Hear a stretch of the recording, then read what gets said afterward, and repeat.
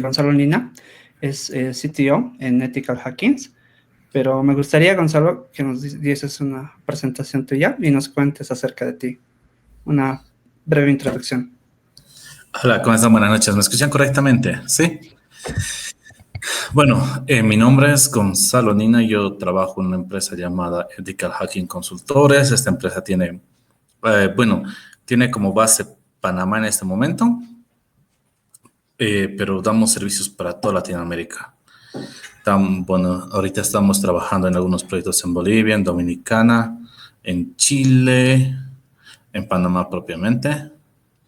Y tuvimos bastantes proyectos bastante grandes como aeropuertos, seguridad gubernamental, instituciones bancarias, todo tipo de entidades financieras. Bueno, y en fin. Ahorita trabajo en el cargo de CTO como director de tecnología, y mi trabajo es prácticamente hacer de toda la parte tecnológica o todo lo que se pueda administrar en la empresa y llevarlo a la parte tecnológica. Lo que hacemos es seguridad informática en todos los ámbitos en la empresa prácticamente. Y bueno, ya llevo desde el 2009 trabajando en seguridad informática, pero así de verdad, yo creo que desde el 2011, 2012 hay en proyectos que son interesantes, o sea, grandes. Y prácticamente eso es lo que hago. No, súper. Como vemos, es un currículum bastante amplio, full experiencia. Entonces, la primera pregunta que quisiéramos hacerte es, ¿cómo te iniciaste en el área de seguridad? ¿Desde qué momento sentiste que ese era tu lugar? Y vale contar así secretos, como que no fue por una chica, vale. Bueno, la verdad, a mí el área de seguridad informática me gustó desde que estuve en colegio, desde que estuve en tercero medio, más o menos. Antes los colegios eran así, medio intermedio, entonces estuve en medio. Por un compañero de clase, yo estuve en un tecnológico que se llama Puerto de Mejillones, en Cochabamba, donde se aprendía a programar y en el colegio. Entonces, en tercero medio empezabas programación, y había un muchacho que nos decía que él tenía un tío que era ingeniero en sistemas, que era hacker, y yo tenía la duda para saber qué era el término hacker. Y bueno, estudiando, aprendí a programar, y algún día quería ser hacker. Y sigo en ese camino. Ahí es donde empecé, 2002 debió ser, más o menos. Pero lo primero que uno hace, ustedes saben, cuando uno no empieza a estudiar protocolos o a estudiar redes o a estudiar lenguajes de programación, uno ve cómo funciona este virus, cómo le podemos hacer la burla o la broma al amigo, por qué no le ponemos contenido para adultos en ciertos cafés internet que no nos dejan entrar, no sé, cosas así, ¿va? Qué genial. Entonces eras bien, bien curioso en esa parte. En este mundo hay que ser súper autodidacta, estoy muy seguro de eso. Súper. Sí, tienes razón. Hay que ser autodidacta. Una pregunta un poquito más técnica, más del área. ¿Qué especialidades al momento crees que, si yo quiero encaminarme en el área de seguridad y quiero enfocarme en alguna especialidad, ¿a cuál debería de apuntar? Hoy en día en el ámbito de la seguridad de la información, porque no nos olvidemos que el trabajo que hacemos es seguridad de la información, y un ámbito súper técnico se llama seguridad informática. Eh, Hay miles, no, bueno, hay bastantes especialidades, tal vez no son miles, pero hay muchísimas especialidades. Como hay la gente que se dedica a lo que es solamente seguridad de la información, a la gente que hace, por ejemplo, gestión de la información, y las que se dedican normalmente en entidades financieras, hay lo que es un CISO, y el que se encarga de poder administrar lo que son políticas, reglas y esas cosas de la empresa, como la implementación de ISO 27, la validación de este tipo de cosas, monitorear riesgos. Entonces, en ese lado existen muchos que se especializan solamente en eso. Por otra parte, en el área técnica y tal vez en el área más divertida, yo lo veo, que donde no estamos haciendo prácticamente no estamos haciendo solamente validación o verificación de cosas, también puedes llegar hasta crear herramientas, hacer ciertos tipos de tareas. Esos serían los que hacen evaluación técnica de lo que es seguridad informática. Y a esto, a ver, podríamos decir que los que evalúan aplicaciones web solamente podrían dedicarse a una especialidad, que creo que los de Offensive Security tienen una certificación para ello. Hacer evaluación de seguridad informática de manera global también tiene una especialidad. Hacer solamente a infraestructura crítica también es una especialidad. Así como que ahora los que se dedican a hacer solamente seguridad informática, o sea, evaluaciones a los que son mobile, muy buen punto, o tal vez hardware hacking o IoT hacking, que está muy, muy de moda. Entonces, todas estas son especialidades. Ah, y súper, son muchas, muchas áreas. ¿Y conoces alguna plataforma que nos pudieses recomendar para que nosotros lo utilicemos y empecemos a estudiar ahí? ¿O algún recurso, tal vez? Bueno, para empezar en el área de seguridad informática, yo creo que necesitamos un poquito de redes, un poquito de sistemas operativos y un poquito de desarrollo. Y para esto, plataformas, es lo muy, muy interesante que has comentado, que antes, por ejemplo, las personas aprendíamos, y no voy a quitar de grupo, tal vez tratando en sistemas vivos, o sea, sistemas que estaban en Internet y que tratabas de de vulnerarlos o trabajar contra ellos. Pero no se olviden que hoy en día eso es un delito y no se debe poder hacer. Antes tal vez no sería un delito. También era un delito, pero no sabíamos. Pero hoy en día sí es un delito, entonces te podría meter a la cárcel por hacer esas acciones. Y también cabe mencionar que hoy en día sí existen muchos tipos de sistemas en las cuales uno puede practicar. Para análisis web existen una gran cantidad de la mano de OWASP, que es una organización que se enfoca a lo que es seguridad web en IoT y en móvil, aplicaciones vulnerables con la cual uno puede practicar. Así también existen vulnerabilidades que no solamente tienes que desarrollar a nivel o sea, de aplicaciones web, sino también a nivel de infraestructura. Y eso implica que necesitas que poder desplegar un sistema que sea vulnerable. Entonces, gracias a esto nos ayudaron mucho los DevOps y ahora trabajamos con lo que son Dockers y todas esas herramientas tan interesantes, donde ya existe un lugar que se llama Boom Hub, que es como un hub de vulnerabilidades donde existen imágenes de sitios vulnerables donde ya solamente tú vas a practicar cómo explotar esa vulnerabilidad. Y así también, hoy en día también existen sistemas tipo Hack the Box, Try Me Hack, creo que es el otro sistema, donde uno puede practicar con sistemas vivos, o sea, con sistemas enfocados para eso que es desarrollo plenamente. Sí, bastante interesante lo que comentas. Inclusive, si recuerdan, chicos, a nivel de infraestructura, algo que se recomienda que implementemos para probar la resiliencia de nuestra aplicación es el Chaos Monkeys, ¿verdad? Donde liberamos un agente que va matando nuestras aplicaciones y bueno, nuestra infraestructura tiene que ser capaz de detectar eso y volver a desplegar la aplicación para mitigar ese tipo de ataques. Bastante interesante, Gonzalo. A ver, otra pregunta, y esa la vamos a sacar del chat porque me parece un poco interesante. Y la pregunta Jonathan, y él dice, ¿por dónde empiezo? ¿Cómo empezar con el tema de seguridad? Si apenas sabe dominar Linux. Sí, ahí está. Bueno, ¿por dónde empezar? Hoy en día yo creo que los mecanismos de aprendizaje son diferentes a lo que eran anteriormente. Anteriormente, así como comentario, nosotros aprendíamos de lo que son cines, o sea, revistas que estaban en internet, de los foros que existían y de ahí porque no existía documentación oficial de cómo hacer esto de ser uniforme. Pero hoy en día existen casi toda la red, hasta en TikTok existe cómo hacer un escáner de puertos, cómo evaluar ciertos sistemas. Entonces, el, eh, tal vez lo que es complicado hoy en día es que tienes demasiada información porque te está lloviendo de todo lado la información y no sabes cómo poder elegir cuál es el conveniente o cuál es avanzado o cuál es básico. Yo creo que lo que primero uno, bueno, para evaluación de vulnerabilidades, entender una metodología y sobre la metodología empezar a aplicar las herramientas que sean necesarias en cada etapa de la metodología. Y así como cualquier otro. Yo creo, o sea, organizarse primeramente y eso tal vez hacerlo de la mano de alguien más especialista. Pero esto, la organización va a depender siempre de una metodología, siempre.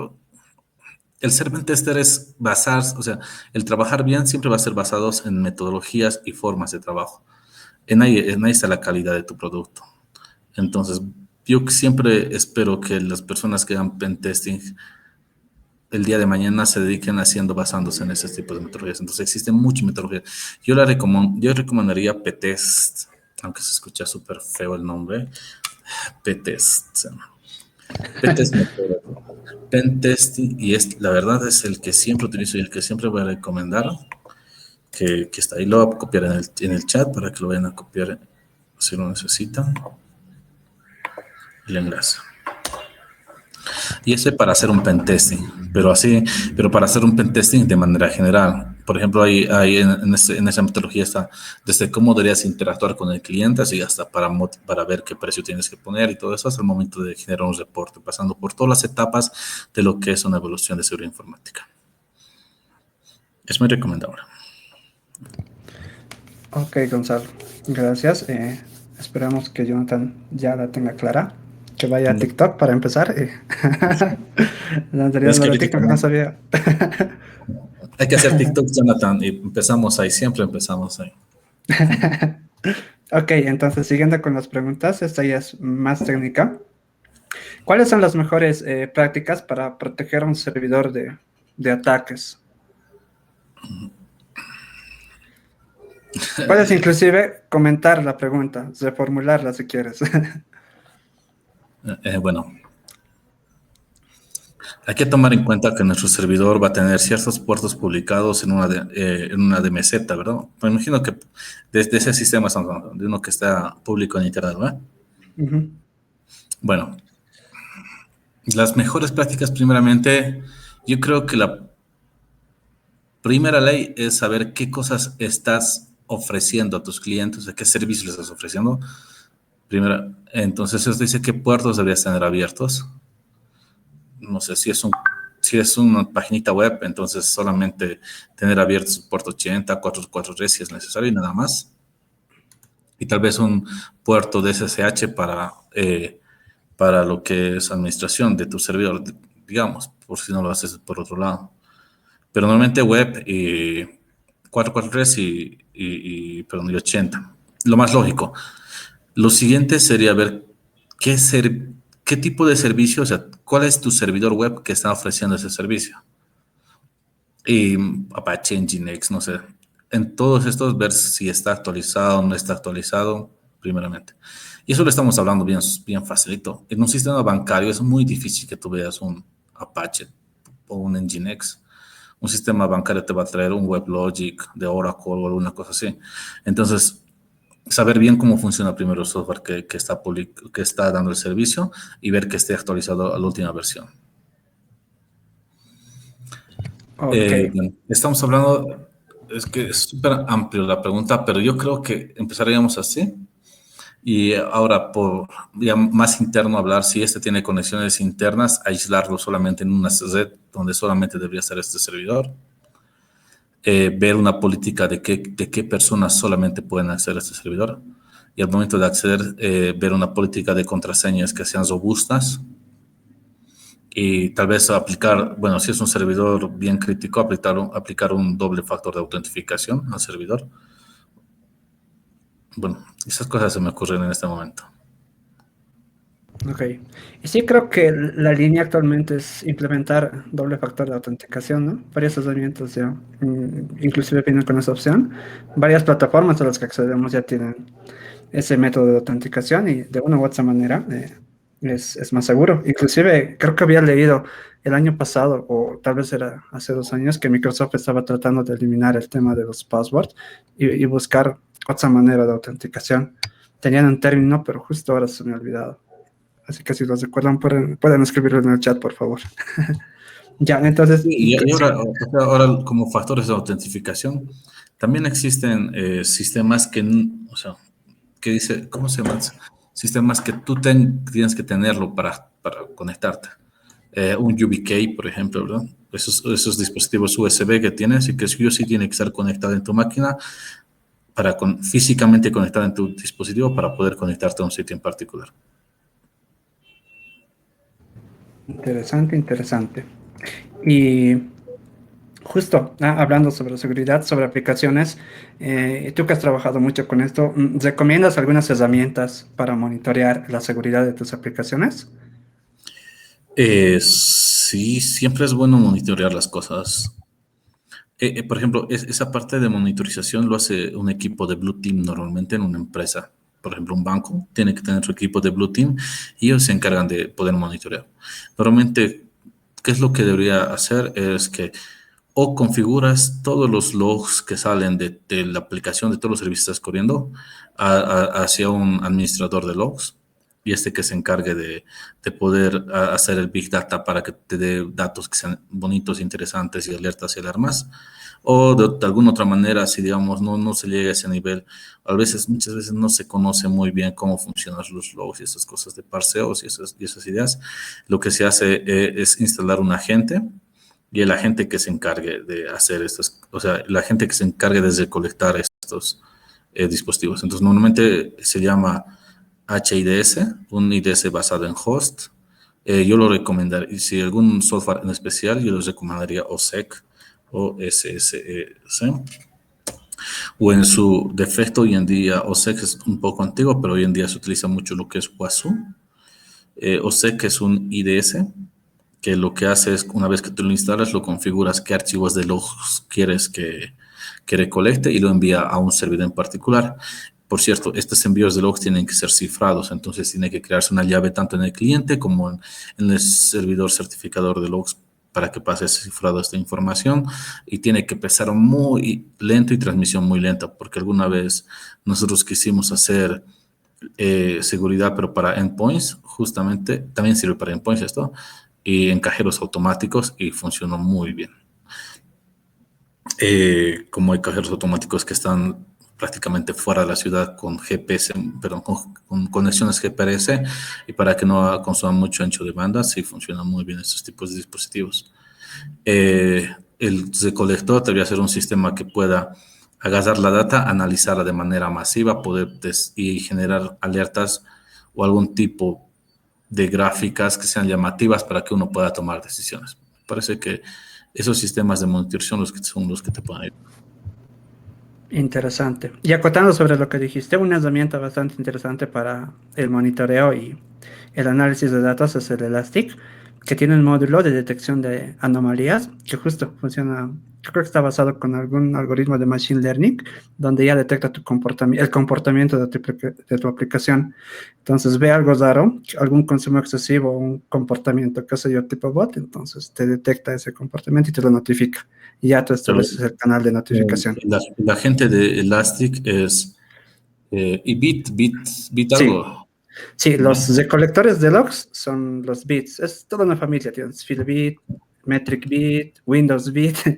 Esos te recolectan los logs y puedes enviarlos o bien directamente a tu clúster Elastic Stack, así en crudo, o puedes enviarlos a un Logstash. Si choca Para contra el pasarlo Logstash, específico, sí, ¿no? exacto. Llega al Logstash y ahí qué sé yo, le puedes quitar data que no quieres loguear, puedes parsearlo mejor y cosas así. Es interesante.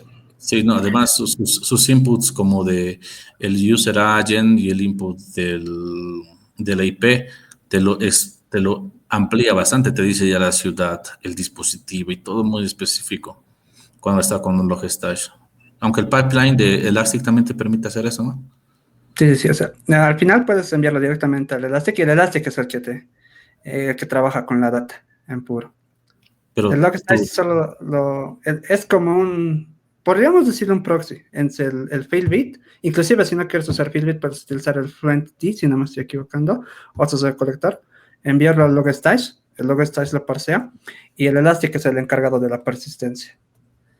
Entonces, sí, y tienes razón en ahí, es bonito. Con Elastic puedes inclusive, si tienes Geo IP, ponerlo en tu globito y ver de qué país están viniendo ciertas cositas raras. Es Sí, bonito. desde el 7.0 sí ya te permite meter los GeoIP por defecto. Súper.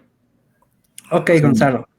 Entonces, continuando con las preguntas, eh, en tu trabajo, ¿usas para todos los proyectos que tienes, usas algún modelado de amenazas? O sea, ¿por dónde partir? Digamos, algún sistema que quiera salir a producción, te contactan y dicen, revísamelo. Entonces, ¿tienes una serie de pasos que realizas?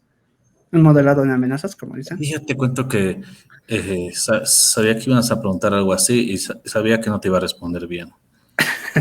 Que te quedaría, o sea, te quedaría mal si te digo si siempre hacemos modelado. Bueno, si siempre yo no hago en el equipo el modelado, pero sí sé que, por ejemplo, el modelado de amenazas es prácticamente podría poner una prioridad a un tipo de dispositivo, a un activo, de acuerdo a su criticidad y de acuerdo a cuánto lo ve el cliente, que es importante, si no estoy mal, ¿no? Pero nosotros, por ejemplo, para medir la criticidad, o sea, de manera técnica, usamos la metodología, o sea, usamos un score que es estándar, que es CBSS. Ahorita creo que será 3.1, basado en lo que hizo First. Pero ese estándar te dice te dice la criticidad por según cómo afecta a la institución esta vulnerabilidad. Pero hay que tomar en cuenta que hay instituciones y hay instituciones. Hay una institución que puede decirte que cierta vulnerabilidad, el mismo SQL injection no es tan importante para otra empresa porque su SQL injection fue en un sistema que ellos ni siquiera genera dinero, por ejemplo, ¿verdad? Y esto hace que se tenga que bajar la criticidad a esto. Entonces ahí hay lo que hay que hacer el modelo de amenazas basado en lo que es el riesgo y para eso sí usamos metodologías tipo DRIT. No sé si escuchaste DRIT. No, no, la DRIT verdad no. DRIT es basado en lo que es el daño que uno produce. Pucha, se me fue la mente. Déjame, ahorita te completo eso. Ok, ok. Perdón. Pasemos si no a la siguiente pregunta. Dale, dale. Entonces, continuando. eh, esta me parece una pregunta interesante, entonces, ya que estamos en una comunidad que trata temas de automatización, ¿hasta qué punto y en qué casos consideras que es efectivo usar herramientas automatizadas? Eh, yo creo que la herramienta automatizada tiene que empezar a usarse cuando tú creas que es muy monótono el trabajo que estás realizando. Desde ese momento hasta que tú creas, o sea, que debe dejar, es muy especial. Pasa que las herramientas automatizadas al momento de hacer evaluaciones de seguridad son o muy globales o muy fáciles para que el usuario los use. Mira, me voy a disparar un pie si te digo, bueno, porque nosotros vendemos una herramienta que es totalmente automatizada y te hace ataques informáticos muy fuertes, que lo hemos creado nosotros, que aprendemos en la empresa. Pero yo creo que si estás trabajando como pentester, poquito a poquito tal vez no sea necesario que esté todo automatizado, sino que tú entiendas por lo menos cómo funciona la aplicación automatizada y si haces ciertos tipos de cambios, puedas tener mejores resultados que si lo lanzas así y se va para internet el ataque. Es que vivimos ahorita es como una casera. Si tú pones un ataque, digamos, no sé, un ataque de SQL injection basado en unions, digamos que cuando ves un union en URL, te está atacando, fácilmente puede existir otra empresa que va a hacer un WAF, un firewall, un web application firewall que se va a decidir a evitar esos tipos de intrusiones. Entonces, la herramienta automatizada cada vez tiene que actualizarse para ser realmente efectivo contra las formas nuevas automatizadas que también están de defensa. Y ahora las cosas están creciendo con inteligencia artificial, la defensa se está volviéndose defensa de verdad. Te cuento que una vez en Panamá había pucha, perdón por el sonido, aquí en la calle están bastantes autos. Hay un antivirus que todo su comportamiento está definido por cómo se comporta el usuario, desde dónde hace clics, en qué lugar hace clics, a qué lugar visita, y según eso creaba perfiles de seguridad para cada usuario específico, creaba un perfil. Y cuando, digamos, había en esa misma máquina, había un comportamiento diferente, la máquina automáticamente se bloqueaba y cambiaba de password. Esto era para que si en algún momento secuestraban tus dispositivos o alguien utilizaba tu dispositivo, esta tenía que bloquearse totalmente. Todo basado en inteligencia artificial. Era muy interesante.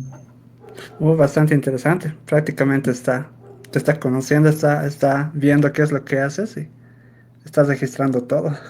Sí, por ejemplo, el malware también tiene cierto comportamiento, el descifrado, digamos, un ransomware.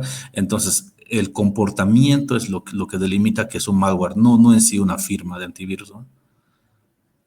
Es la idea. Mm, Bastante interesante, esa no me la sabía. Otra, y también añadiendo a lo que decías, entonces hay una regla que se tiene en automatización, es que siempre trates de resolver todas las cosas, siempre trates de automatizar todas las cosas que veas que son tácticas. O sea, que sigan una receta al pie de la letra, como tú decías, es algo monótono, algo que tienes que hacer manualmente, entonces es un sujeto de automatización. Es algo estratégico, requiere que en algún punto tú tomes una decisión bastante involucrada con el negocio, entonces puede que ese no sea un sujeto de automatización. Y otra regla un poco más general es que si estás haciendo el mismo trabajo al menos 3 veces al mes y es lo mismo, claramente es otro sujeto de automatización. Ya, Soy ok. muy de acuerdo. Otra pregunta que tenemos es, eh, perdón, Gonzalo. El 12 de octubre del Alto. Se Ya. ¿Cuál crees que es el camino para convertirse en DevSecOps? Muy buena pregunta. La verdad, yo creo que es que hay que tener conocimientos. Mira, para antes hablábamos de lo que era infraestructura, ¿verdad? Era un jefe de infraestructura, el tipo que se encargaba de desplegar todas las herramientas y estas cosas. Pero ahora tenemos que ver más que todo detalles como microservicios, esas cosas, y nos ayudan los DevOps. No sabría decirte, es que si ya nos vamos a meter todo lo que es en el ciclo de vida de lo que es desarrollo de software, no es mi fuerte decirte esto, pero yo creo que tendrías que, el roadmap, primeramente saber cómo está funcionando la aplicación, saber cómo desplegar la aplicación y saber qué medidas de seguridad puedes implementar eso. Entonces, cada uno de esas etapas necesitas información relacionada a esto. Y eso no sabría decir de manera más específica eso. Ok, interesante. Sí, de hecho, para mí es un término nuevo el de DevSecOps y, ufa, a medida que voy averiguando más, entonces las opciones de certificación, las cosas que debo aprender, pues es un espectro bastante amplio y Y, bastante interesante. esto también se está ampliando bastante. He visto muy buenas herramientas que sería, por ejemplo, para hacer inventarios de aplicaciones y poder desplegarlas en algunas conferencias con informática y ahora están muy fuertes. Y es muy cierto, algo que nuestro futuro próximo es la carrera que necesita. Los DevSecOps son lo que necesitamos. Ya no podemos pensar solamente en desplegar una aplicación sin seguridad, sin nada de esas cosas. Tiene que salir todo completo y eso es lo que tenemos que trabajar. Sí, tienes mucha razón, Gonzalo. Otra pregunta es un poco más personal, obviamente en el tema de seguridad es, ¿Blue Ujú. Team o Red Team? ¿Cuál prefieres y por qué? Ay, eso está muy difícil. A ver, yo me gusta mucho, bueno, si la vida te dice, haz esto, bueno, yo preferiría Red Team. Pero en la vida real no puedes especializarte tanto, siempre tienes que tener conocimiento de los dos lados. ¿Por qué me gusta Red Team? Porque hay más acción, hay más desafíos, es prácticamente una carrera directamente entre tú y tus competidores. Al decir competidores puede ser la empresa que se dedica a lo que tú haces, tu empresa competidora, o también puede ser el atacante, el ciberdelincuente que está al otro lado. Yo creo que Red Team por eso, porque es el ámbito que crece más rápido a comparación de Blue Team que siempre está tipo estancado. Bueno, es que más difícil es crear políticas y eso, o sea, que la gente se ponga de acuerdo. ¿Se entiende? Sí, Sí. se entiende. Ok, sí, perdón chicos, para contextualizar más, cuando tenemos un proyecto de software, por así decirlo, o cualquier otro tipo de proyecto, un Z-Team, por así decirlo, se encarga de atacar esa aplicación buscando fallas de seguridad.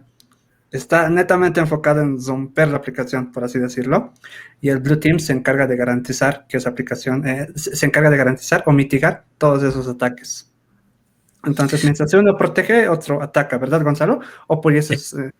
Exactamente, como bien dices, pero esto estás enfocando como al desarrollo de software, o sea que tu equipo está desarrollando para que los ataquen.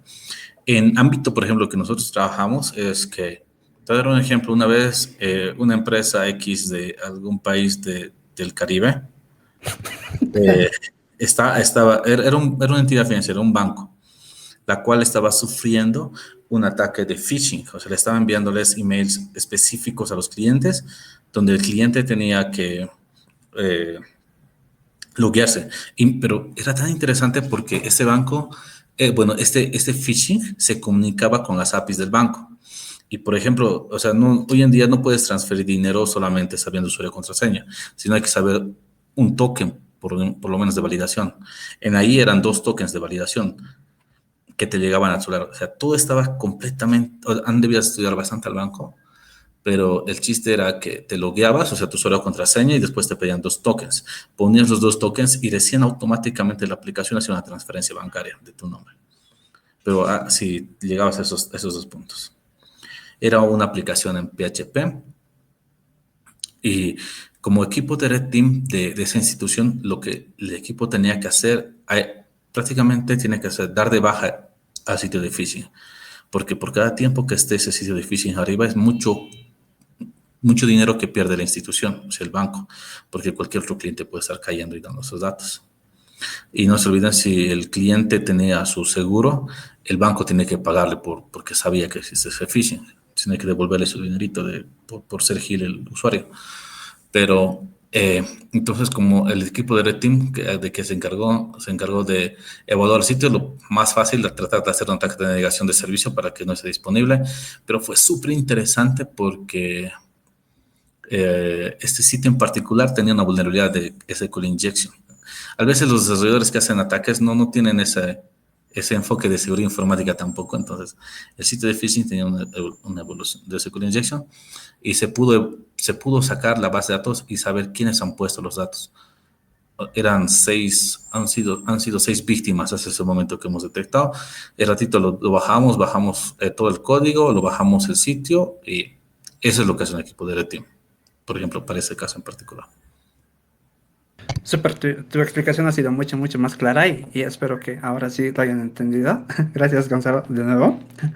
Y otra pregunta, y esta igual es un poco, esta sí es un poco más técnica y va también con tu experiencia, es que si alguna vez te has topado en toda tu experiencia de trabajo con algún virus metamórfico. Definime virus metamórfico, por favor. Ya ves, para empezar puedes acusar a Grover. Es un virus que, que cambia su estructura interna. Si estás buscando, al principio tiene un patrón, pero estás a punto de encontrarlo, pero después, dado un evento u otro, cambia esa estructura. Ya, a ver, un poquito más para ayudarles. Hay dos tipos de virus, ¿no? Que generalmente andan por la red. Uno sería el metamórfico, que es lo que me interesa saber sobre si Gonzalo se ha topado alguna vez. Y los otros serían los polimórficos. Bueno, los virus polifórmicos serían aquellos que tienen un comportamiento, es decir, por más que esté ofuscado su código dentro del virus, siempre van a tener un patrón de ejecución, ¿no? Es decir, por ejemplo, si te infectas, por ejemplo, los virus antiguos en Windows, ¿no? Esos que ocultaban los archivitos en los USBs, ¿no? Siempre hacían que primero se creaban un archivito oculto ahí en tu sistema y luego cada que conectaban un USB se copiaban, ¿no? Y a la vez que se copiaban, ocultaban todas tus carpetas y te creaban ahí unas carpetas así como enlaces directos para ir reproduciéndose como gusanos. Entonces, siempre era ese mismo patrón, ¿no? O sea, cada vez que te infectas, tú ya sabías qué iba a hacer.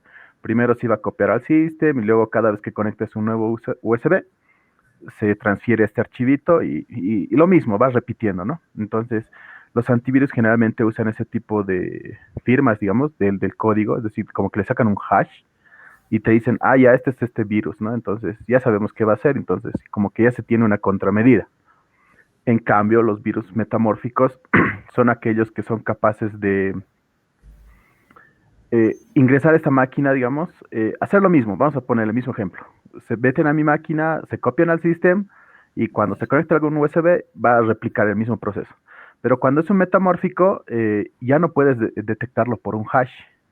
¿Por qué? Porque un metamórfico tiene la capacidad de mutar su propio código, ¿no? Es decir, agregarse más líneas de comentarios, agregarle un console log si quieres ahí una impresión innecesaria, o crearse más variables, ¿no? Es como que su código se va haciendo más dinámico, cosa que cada vez que le haces un hash a ese código, tu antivirus no lo va a detectar, ¿no? Por ejemplo, tu hash para ese tipo de virus era el 123, digamos.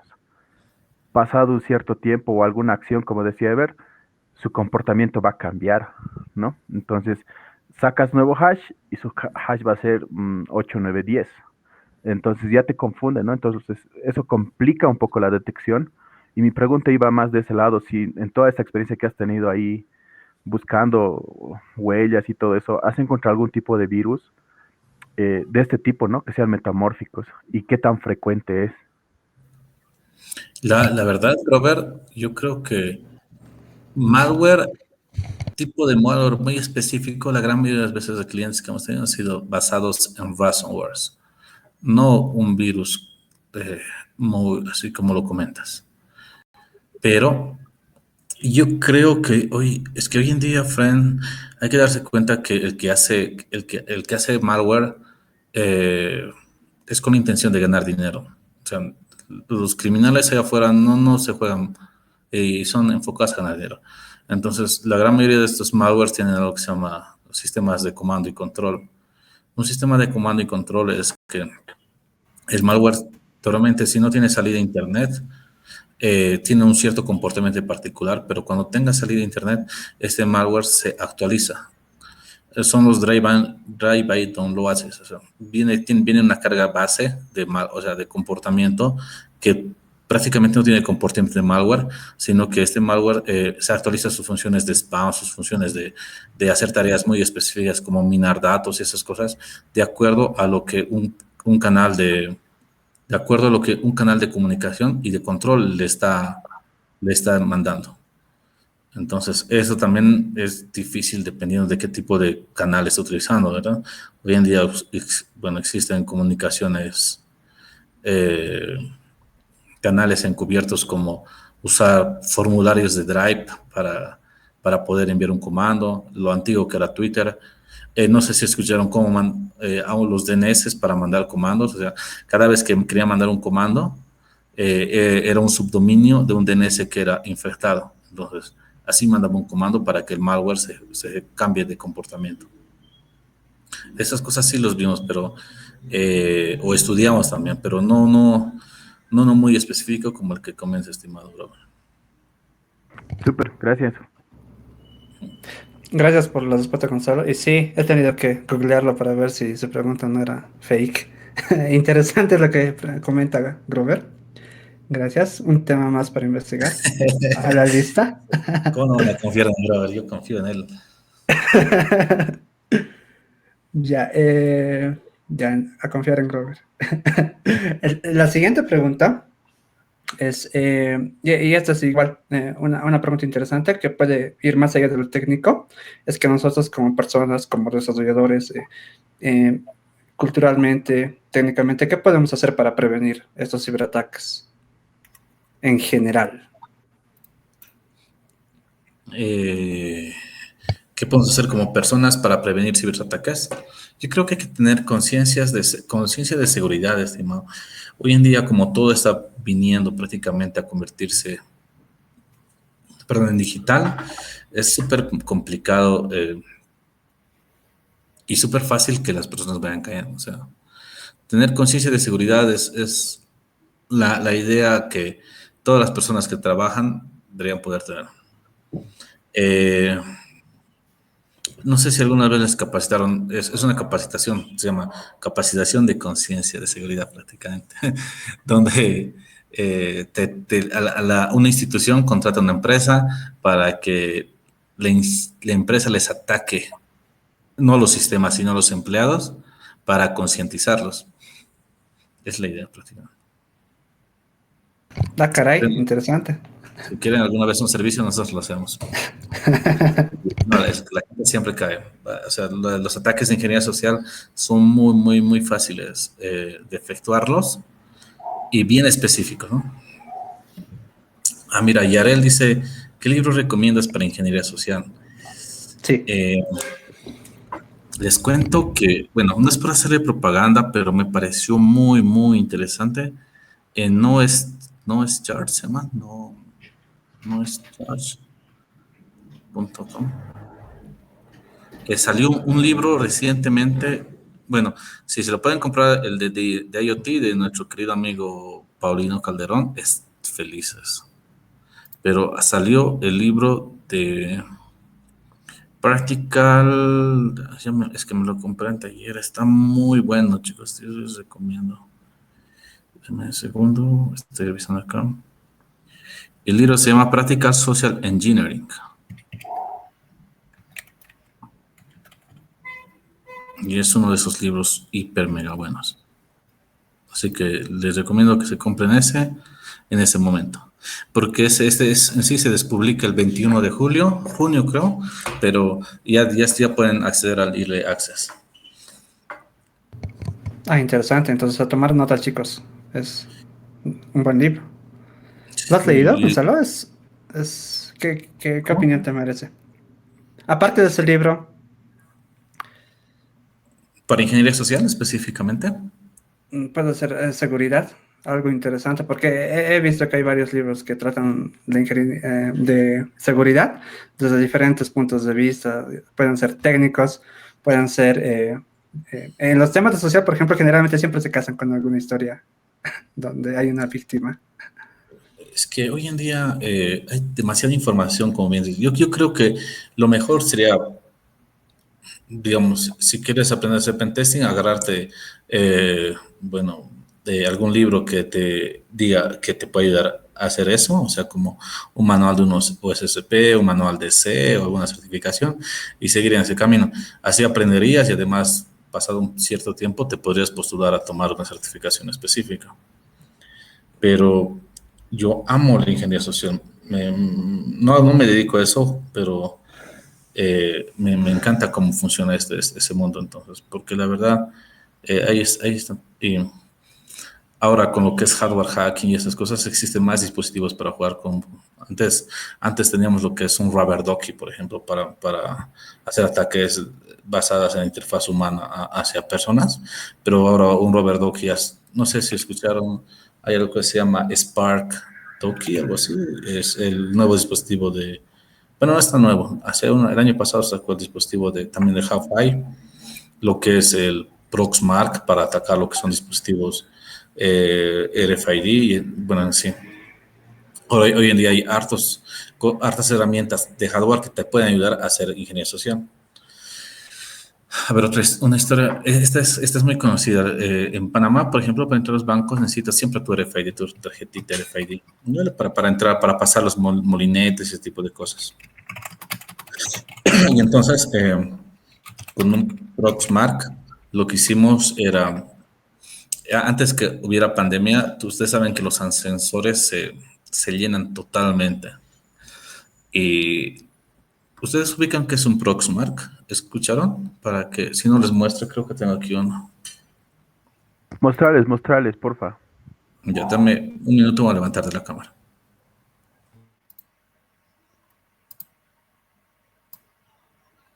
Ever, ¿me escuchas?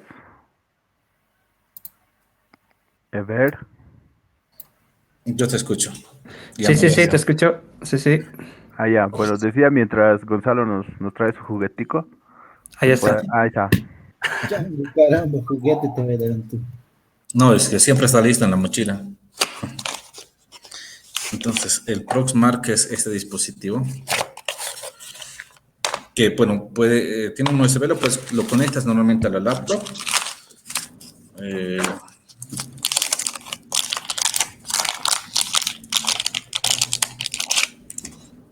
es esta cosita aquí, así, este chiquitito. Se piden las lucecitas y todo eso. Entonces, esta tiene una antena que es para baja frecuencia y alta frecuencia. Baja frecuencia 125K, alta frecuencia 13.4 megas. Prácticamente las tarjetas RFID son estas cositas que están. Todos sabemos, ¿no? Cómo funciona un RFID, me parece. Un RFID, esas tarjetitas que uno tiene de verdad para ingresar al hotel. Bueno, ese es un Rose, ese es para otro tipo de hotel. Ingresar estas tarjetitas. No te preocupes, ya no es horario de protección al menor. Esas tarjetitas para los. Esas son las tarjetas RFID. Entonces, es otro mundo también. Por ejemplo, hay RFID de alta frecuencia, de baja frecuencia. Las de baja frecuencia, por ejemplo, son las que normalmente una persona utiliza para poder entrar, las cuales solamente tienen un ID. Y si alguien lee ese ID, agarras y lo puedes copiar a otra tarjeta ID y te haces pasar por esa persona. Entonces, prácticamente como este dispositivo, como pueden ver, entra en la mano, entonces lo puedes poner aquí debajo de la manga, y si estás entrando en un ascensor que está súper lleno, por política, normalmente los bancos tienen que tener su credencial, su identificador de que trabajan en el banco. O sea, todos lo ponen su identificador, que es como un carnetcito, y la tarjeta RFID juntos. Entonces, o está en su pecho aquí mostrando, porque tiene que estar mostrado, o aquí en la cintura. Que esto lo acerques un ratito ahí en el pecho, porque está súper pegado ahí. Ahí la pegas al pecho a la persona, ¡pam! Ya capturaste y te lo guardaste el dato aquí. Vuelves a la oficina, agarras la información y lo copias a otra tarjeta, porque esta cosa puede leer, puede clonar una tarjeta y además puede simular una tarjeta en particular, se puede volver una tarjeta. Entonces, con eso ya teníamos acceso a casi todo un edificio bancario y la gente no nos decía nada porque estábamos de traje. Y bien. Que Entonces, con ese tipo de dispositivos podría, no sé, pregunta inocente, romper, por ejemplo, la seguridad de las tarjetas del teleférico y viajar gratis. Eh, la verdad, dudo que puedas hacer eso porque no, la verdad, el dato de la tarjeta no creo que esté o sea, tu usado de tarjeta no creo que esté en la tarjeta del teleférico, sino en el sistema que lo administra, y tu tarjeta del teleférico debe ser solo como un identificador asociado a ti. Si estamos hablando, tendrías que clonar de un tipo que tenga dinero, digamos, igual, pero se te va a gastar en algún momento. Y otro, van a consultarnos para atraparte y vas a estar en la cárcel, man. Oh, no. Bueno, hay una pregunta en el chat que me ha parecido un poquito interesante, y es un poquito menos técnico. ¿Qué es lo primero que se te viene a la mente cuando escuchas Kevin Mitnick, Vladimir Levin? ¿Criminales? ¿Dioses? Cuando lo conocí a Kevin Meaney casi se me cae, o sea, me quedé sin voz, man. Estuve en DEFCON y ahí lo conocí. Ahí intercambiamos tarjetitas y todas esas cosas, la clásica, ¿no? Todos deben saber, ¿no? ¿Cuál es la tarjeta de Kevin? Todos lo tienen ahí a mano. Cachitos. La tarjetita, ¿qué es esa? ¿Las herramientas de Ganzúa? Sí, sí, exactamente. Esa es la tarjeta de Kevin, ¿no? Eso. ¿Y por Ahí, qué no la usas? yo tengo ganzúas en la casa en Cochabamba más profesionales. Esta es una tarjeta, men. Y además no lo vas a romper para. Sí, es una broma. Cuando escucho Kevin Mitnick es más como alguien que inspiró para poder estar en el área. Eh, la otra persona que dijiste, no, ese nombre no me la sé. Personalmente igual, Vladimir Levin. No le conozco a Vladimir Levy, Fran. Lo siento. Ya, por ejemplo, hay otra pregunta de Yarel. Dice que si es recomendado la certificación Security Sentinel. Eh, yo creo que cualquier certificación es recomendable, pero siempre es que tú tienes que verlo si te va a ayudar para trabajar o va a ser con la intención de aprender, con la intención de aprender cualquiera. Eh, Hoy en día las certificaciones que más te piden, bueno, aquí en Latinoamérica es C y OSCP. En Estados Unidos me han dicho que es Security Plus de CompTIA y Pentested Plus y toda esa paja de Plus que viene con CompTIA. Entonces, depende de dónde estás, ¿no? Ya, un poquito abordando el tema sobre la pregunta que hacía Jonathan. A ver, ¿dónde está? Acá. Decía, como una persona que se la pasa solo en desarrollo, ¿en qué momento debería intervenir la seguridad informática? No me quedó muy claro. Bien, nosotros hablamos un poquito más de cloud y estamos apuntando a lo que es DevOps y en algún punto a DevSecOps, como te comentaba Ever. Entonces, nosotros hemos visto que cuando hacemos desarrollo hay un momento que para cada release o para cada pull request se debería tener pipelines, ¿no? Es decir, instrucciones secuenciales que van haciendo ciertas cosas y entre estas debería estar la parte de calidad de código para ver lo que es QA. Después tendrías que considerar tu análisis de tus paquetes dependiendo en qué trabajes y ya creo que ahí empezaría, ¿no? La seguridad, y Gonzalo me corriges, en verificar si los paquetes que estás usando en el desarrollo eh, son vulnerables o no y después pienso yo que tal vez ahí entraría, si es que estás usando Docker, ya entornos un poquito más automatizados con Kubernetes o estas cosas, ya ir, no sé, verificando ese tipo de infraestructura, ese tipo de recursos. No sé si nos ayudas a abordar ese tema un poquito más eh, puntual, Gonzalo. Yo creo que como desarrollador, la seguridad va desde el momento donde se hace el análisis de requerimientos. Eh, Porque muchas veces tus análisis de requerimientos, yo entiendo que los análisis de requerimientos orientados a lo que son seguridad informática son análisis, bueno, requerimientos no funcionales, y- pero con un ciclo de desarrollo de vida ¿cómo le llaman? SDLC, si no estoy mal, sí, así se está pidiendo que los puntos críticos de la seguridad informática estén como funcionales. Por ejemplo, la etapa de autentificación, ¿no? Que haya doble factor de autentificación, eso ya es un requerimiento funcional.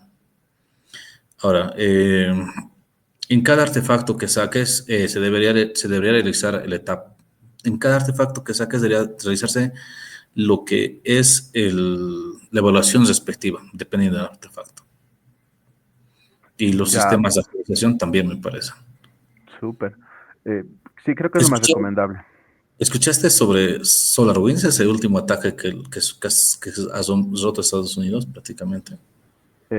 Sí, más o menos, no lo leí a detalle, pero sí escuché que todo era porque creo que tenían en algún punto centralizado los datos de sus clientes y toda esa configuración y creo que por ahí se entraron y bueno, pues rompieron todo lo demás, ¿no? O sí, hoy en día, por ejemplo, es algo que nos falta bastante en Bolivia, que es el control de los canales de suministro. No sé, las personas que hacen hamburguesa, por ejemplo, tienen su canal de suministro que es la carne, el pan, ¿verdad? Igualito la gente que hace tecnología tiene su canal de suministro que son tecnologías, servidores, software en particular. Es software en los cuales nosotros confiamos mucho. Porque la persona que hace hamburguesa debería confiar mucho en la calidad de su carne que venga. Pero ¿qué tal si la carne que le viene la siguiente semana viene con, no sé, algún bicho o un malware en particular? Es de la misma manera. Entonces SolarWinds confiaba mucho en su canal de suministro. Bueno, SolarWinds es el canal de suministro. Entonces confiaba mucho en sus clientes. Y sus clientes de SolarWinds no son chiquitos, son gigantes. Yo tuve la oportunidad de ver SolarWinds aquí en Bolivia. Yo les digo, las empresas más grandes de Bolivia tienen SolarWinds. Y en Estados Unidos es igual. Cisco, Apple, todos ellos usan SolarWinds. SolarWinds es como una aplicación que sirve para monitorear dispositivos de red, prácticamente así, en simples palabras. Y entonces, imagínate que cuando tenía que actualizarse este servidor para monitorear dispositivos de red, al actualizarse se actualizaba con un bicho. Entonces el bicho bajaba y no solamente ya hacía sus funciones de monitorización, sino ya empezaba a desplegarse dentro de la red. Qué crítico fue eso. Para mí es demasiado crítico esa función. Y a la empresa, una de las empresas más grandes que es del gobierno de Estados Unidos, se llama FarEye, les entró. Entonces, si la misma empresa, bueno, no quiero despreciar su trabajo, porque yo sé que son muy buenos, pero sí, entonces todos podemos ser víctimas de un ataque, hasta las empresas de seguridad. Súper.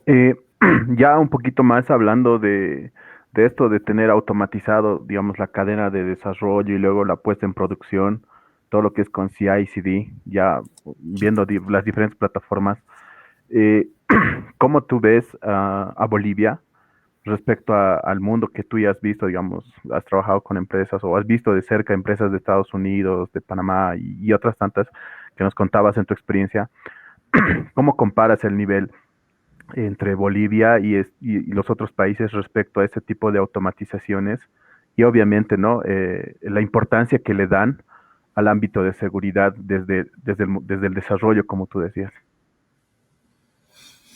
Aquí en Bolivia, la verdad, bueno, en Cochabamba, la gran mayoría de las empresas que trabajan en desarrollo de software, sus clientes son gringos, no son bolivianos. Entonces hay estándares de calidad muy altas en el desarrollo de software y tiene que aplicarlo la empresa donde está desarrollando. Entonces yo conozco muchos bolivianos que son capísimos y tienen estándares muy buenos al momento de desarrollo, al momento de implementación y al momento de despliegue de las aplicaciones. En afuera es igual, pero pucha, es que no tengo, la verdad, con empresa privada que sea tan grande, no tengo una experiencia que te podría decir específicamente él está bueno. Entonces me vas a disculpar con la pregunta, no podría darte una respuesta específica, pero sí sé que los bolivianos son bueno, son buenos, no puedo hablar malas palabras, ¿no? Sí, bueno, es una forma, ¿no? Bueno, esa era una curiosidad. Y por ejemplo, recientemente había salido otra vulnerabilidad, recordando un poquito a SolarWinds, que es el de Microsoft Exchange. No sé si has leído un poquito, nos puedes comentar. Creo que es algo reciente, creo que tiene menos de un mes todavía. Y no sé si cuando pasa este tipo de vulnerabilidades, tú te informas por Twitter, alguna página, un foro, y ves cómo puedes medir ese impacto, digamos, desde tu punto de vista. Cuando, digamos, Grover, descubres una vulnerabilidad, ¿qué tal, digamos, escribes mañana en un Windows? Tú, primeramente, o lo normalmente es pedir que te puedan asignar un CV, entonces se manda unas listas con el detalle de la vulnerabilidad. Si no estoy mal, es Mitre la que maneja esta lista. Esas listas, una vez que se valida y todo esto, bueno, ese email, la lista ya te asignan un CV, o sea, el número, ¿ves? Bueno, el año y después el número, y después recién se divulga. Normalmente ese es el flujo. Entonces sería bueno que uno se asocie a estas listas de CVs para saber más o menos sobre qué estamos hablando.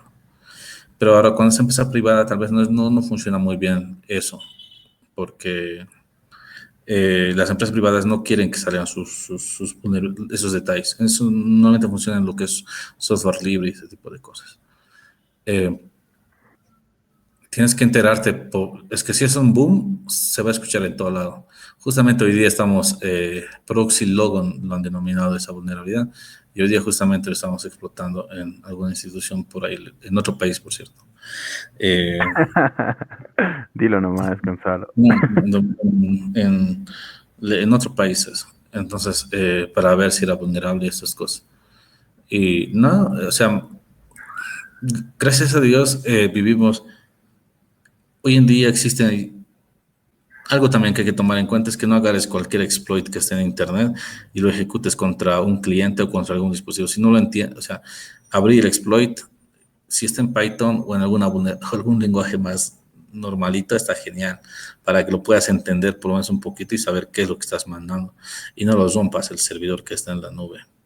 Hay que tener mucho cuidado con ese detalle.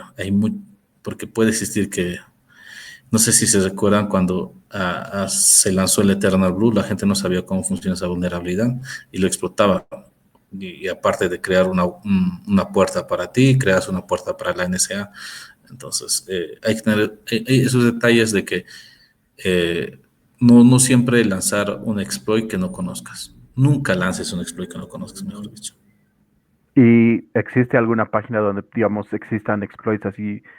Más o menos, entiendo que, bueno, si yo investigo un CVE, encuentro una forma de explotarla, la subo en algún lado, o la comparto por mis redes o por mis repositorios o por donde tú quieras. ¿Existe algún lugar donde existan, digamos, así como que exploits verificados, ya sea por la comunidad o por algún ente y que de alguna manera te garanticen que no te van a, no te va a pasar eso como decías del Eternal Blue, es decir, abrir una puerta para ti y, y otra para alguien más, digamos? Bueno, la comunidad de Metasploit tiene, todos los exploits han sido testeados para que ingresen metas. Ah, ya, Y otra tal vez la de ExploitDB, pero la de ExploitDB no son testeadas las vulnerabilidades, que yo sepa, no estoy seguro. y La- ya, la- ya, ya entrando un poquito más en este mundo de los CVEs, de las vulnerabilidades, ¿qué tan rentable tú ves al investigar y desarrollar exploits? eh, yo creo que es muy, muy, muy rentable, estimado. Ujú. Súper. Bueno, creo que también algo bien relacionado y como decían al principio que la seguridad es algo muy, muy amplio y que tiene sus ramificaciones por todo lado, creo que también estaría faltando en nuestra charla hablar un poquito de Bug Bounty, cómo tú lo ves en estos días y si lo recomendarías para los demás, para que lo apliquen, digamos, ¿no? O sea, si es que quieren hacer carrera y demás cosas. Una vez charlaba ese tema con Jaime, con Dragonheart, porque él hace bastante bug bounty. Y hubo una conclusión que los sistemas en sí nunca nunca va a dejar de existir lo que es pentesting específico, una evaluación de seguridad muy específica de un sistema. Porque hay que tomar en cuenta que al hacer un pentesting y el tú encontrar una vulnerabilidad, estás encontrando datos que son confidenciales de una empresa en particular. Y si la empresa es más crítica, tal vez sea más detallista con esos datos. Mientras un bug bounty es un sistema donde bueno, hay bug bounties privados y públicos, pero normalmente es muy grande la amplitud de la cantidad de las personas que van a evaluar estos sistemas. Entonces, pierdes un poco lo que es el rastreo y el seguimiento de esto. Entiendo que hay empresas que no les importa esto y está muy bien porque yo tengo ciertos sistemas en el público y quisiera que estos sistemas siempre estén seguros. Y además como empresa yo gano porque en un pentesting puede ser que tal vez les haces una evolución y han tomado todas las medidas de seguridad, están muy bien sus sistemas y no encuentres ni una vulnerabilidad. Puede existir, pero tú tienes que demostrar el trabajo que has hecho. Y igual te va a pagar el cliente. Mientras en un bug bounty, si tú no encuentras algo, ese cliente no va a soltar dinero. Entonces está genial también. O sea, depende cómo la persona lo ve. Y ahora, si tú estás viendo como si fueras pentester, ese tipo de forma de hacer, es interesante porque primeramente tienes sistemas que están en producción y las cuales puedes empezar a evaluar. Pero también tienes que tomar en cuenta que hay mucha, pero mucha gente que está igual, mejor o peor que ti, que está evaluando sus sistemas. Entonces te estás midiendo con mucha gente. Ya. Bueno, mi pregunta sobre Bug Bounty, que nos expliques un poquito, iba más enfocado bueno, a toda esta situación que estamos pasando con la pandemia, que muchos negocios se han visto obligados a cambiar su forma de trabajo y en muchos casos como que han empezado a usar plataformas de delivery o a contratar gente de desarrollo, empresas o personas, pidiéndoles que desarrollen un sistema, ¿no? Y entonces, en muchos casos, estas son pequeñas empresas. Te hablo específicamente en Bolivia, son pequeñitas que están tratando de sobrevivir a la pandemia y al cambio. Y entonces, como que no tienen los suficientes recursos como para contratar a Gonzalo y su equipo para que tenga la certeza de que sus sistemas están súper seguros, o no conocen todavía la comunidad de La Paz Cloud para poder un poquito más investigar y decir cómo deberían desarrollármelo un sistema, ¿no? Si consideran la seguridad desde un principio, la calidad, los procesos automatizados y demás cosas, ¿no? Entonces, cuando son pequeñas, como que no existe esa disponibilidad económica en muchos casos. ¿Tú qué recomendarías para este tipo de empresas? Y uno, y dos, ¿considerarías que esto de los back bounty los ayudaría a estas pequeñas microempresas a ser más seguras? ¿O qué consideras tú? Es complicado, hermano. La verdad, mira, yo te podría decir que el decir que te pagan poquito no incluye, es que tampoco es tan fácil hacer una evaluación de seguridad informática. El tiempo que uno puede empezar a tomar a hacer una evaluación y que después le paguen poco, no es recomendable. Pero yo creo que sí sería un buen modelo para emplearlo, el de Bug Bounty, para que para las empresas pequeñas puedan acceder a un servicio de calidad y pagar también bien. Aquí en Latinoamérica está Bunescope, no sé si lo vieron. HackerOne, eh, Crowd, creo que estoy en afuera. Pero aquí en Latinoamérica, Bunescope, los chilenos sacaron ese sistema y está muy bueno. Y pagan relativamente. Mire, mira, esa es, por ejemplo, una opinión de mucha gente que te pagan, dicen que muy poco en Bulletscope, que por una vulnerabilidad con las mismas características, en HackerOne lo pagan como 3 o 4 veces más. Con el mismo tiempo que un pentester se ha puesto en ese trabajo. Si es así, no te conviene para nada. Como pentester te conviene irte a las grandes. Súper. Pero en el caso de las empresas pequeñas, ¿tú qué recomendarías? Por ejemplo, o sea, Sí. tú ponte en el zapato, digamos, de que tienes un pequeño negocio, has pedido el desarrollo y, bueno, no sabes qué tan seguro es, digamos, ¿no? Entonces es lo que está pasando actualmente en Bolivia, ¿no? Entonces, desde tu perspectiva, ya como profesional de seguridad que has estado mucho tiempo viendo, o tal vez, no sé, aconsejarías a estos clientes que mínimo pidan en su desarrollo que se sigan buenas prácticas de desarrollo seguro, tal vez un OWASP Top 10, cosas así. Sí, uno pediría mínimamente al desarrollador que se encargue de eso. Y mira, Fren, hay que ver si tu empresa está generando dinero y el método por donde genera es tu sistema de ventas online, vas a tener que invertir, no importa, o sea, y tiene que ser proporcional tu inversión a lo que generas. Y si estás empezando desde cero y tu sistema primera vez estás usando y no te genera hasta el momento ni $1, no, ¿para qué lo va? O sea, ¿para qué hacer un pentesting? No te genera nada, no tienes sistemas. Entonces creo que más una decisión económica que más una decisión de conciencia de seguridad. Súper, Gonzalo, gracias. Bueno, creo que ahora Ever tiene algunas preguntas. Dale, Ever. No, en realidad estaba interesante la charla, justo con los tópicos que estaba metiéndole Grover. Está genial, está perfecto, estamos aprendiendo bastante, hay mucho que anotar. Entonces, pero ya se está yendo el tiempo. Entonces, a los chicos les pediría que si tienen alguna otra pregunta más, lo escriban en el chat, mientras Gonzalo nos responde, bueno, esta pregunta que queríamos hacerles, alguna anécdota bastante interesante que hayas tenido en todos estos años de experiencia, algo bastante peculiar que quisieras compartir con nosotros. Los más interesantes no se pueden compartir, estimado. Son Bajarle malas. un cachito más de nivel, tal vez encuentres algo. Es que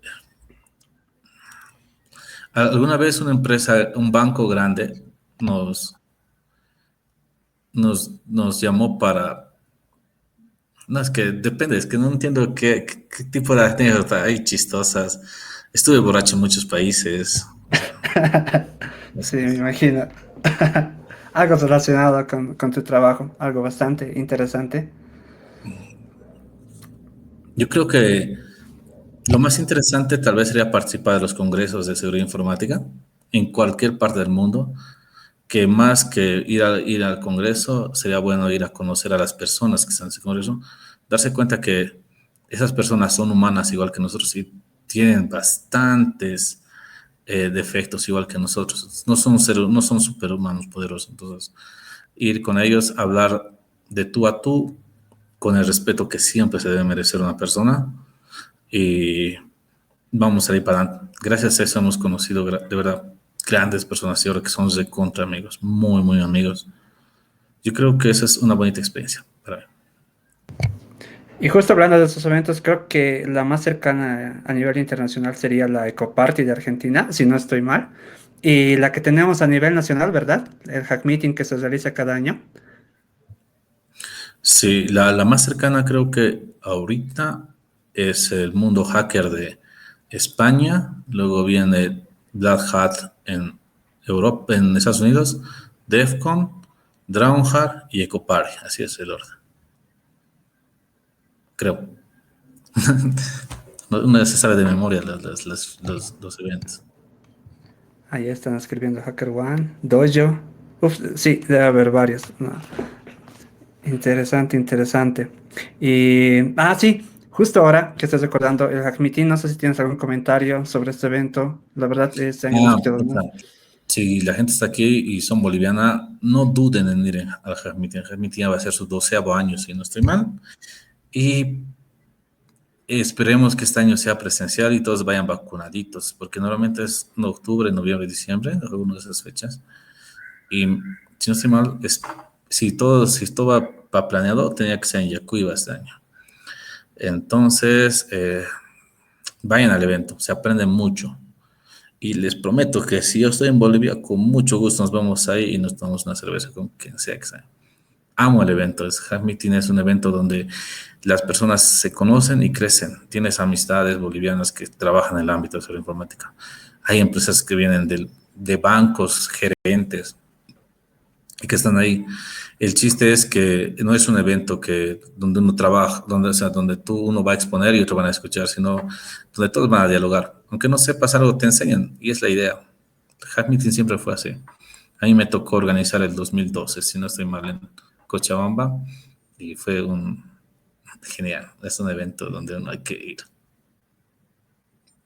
Así que ya saben, chicos, la invitación está hecha. Hay que participar del Hack Meeting. Igual, junto con Robert, vamos a estar por ahí tratando de ganar algo alguna vez. Muchas gracias, Gonzalo, por aceptar la invitación, por compartirnos Gracias a de tu ustedes. experiencia. Muchas, Hemos aprendido bastante muchas, y muchas gracias. creo que no hay más preguntas. Así que, de nuevo, gracias. Eso sería todo, chicos. Y también agradecerles a ustedes por ser parte de este evento. Chao, chao, chicos. Chao, chao. Gracias, Chao, Gonzalo. chao, hermano, chao. Almorzar, ir a cenar, bye, bye.